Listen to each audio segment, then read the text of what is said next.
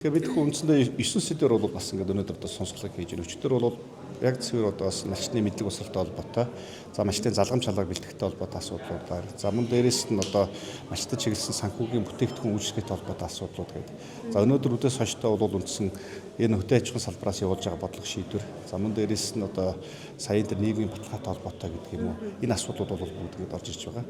За яг хүлээлттэй байгаа ч гэдэг юм уу, тухайн толгомж байгаа асуудлууд дээр бол үндсэндээ энэ санхүүгийн бүтээгдэхүүн үйлчлэгтэй холбоотой асуудал байна. Өнөөдөр одоо юу гэдэг нь тухайн энэ хуулийн дагуу гарах ёстой байсан тухайн энэ малчин хүний хөрөнгийн үнэлгээний асуудлуудыг илүү зах зээлийн зарчимд нийцүүлж холбогдох журмуудыг гарах байсан асуудлууд бол ингээд хүлээлттэйгээр болоод өнөөдөр үндсэндээ энэ асуудлууд эдийн засгийн одоо тодорхой гол зөв өшүүрэг болж орж ирэхгүйгээр бол бас гэдэг бодож байгаа.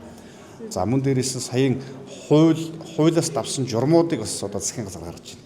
Саяын биелэлтэй байгаа гэсэн журмууд дотор чинь одоо юу гэдэг нь малчтын залгамж шалаа болсон энэ залуучуудыг эргээгээд мал аж ахуйн чиглэлээр нь төрийн ихтэй сургуулиуд өн төлбөргүй сурах гэдэг асуудыг оруулж өгсөн. Гэтэл одоо тэрэн дээр тодорхой ЕШ-ин гэдэг юм маш өндөр босгуудыг тавьж өгдөг. За мөн дээрээс нь тухайн яг мал аж ахуйн болон бэлчээр хичээлийн чиглэлээр сурц хэрэгтэй байна гэсэн чинь мал аж ахуйн одоо мэрэгжил дотоод малын эмчийг нь оруулдаггүй ч гэдэг юм уу.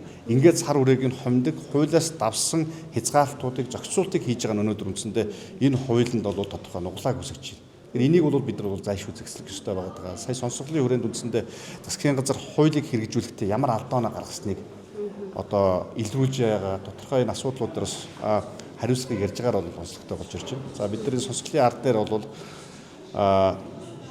улсын их хурлаас хэн шалгалт одоо сонсголтой холбоотой улсын их хурлын тогтоолыг гаргана. За тогтоолынхын дагуу бид нар энэ холбогдох энэ нуглаа зөрчил гаргасан асуудлуудыг арилгах, за мөн хугацаа алдсан асуудлуудаар хугацаа тогтоож шуурхай оруулж ирэх үүрэг даалгавруудыг бол өгнө. За магадгүй шаардлагатай одоо холбогдох албан тушаалтнууд дээр хариуцлага тооцох асуудлууд бас яригдчих болно.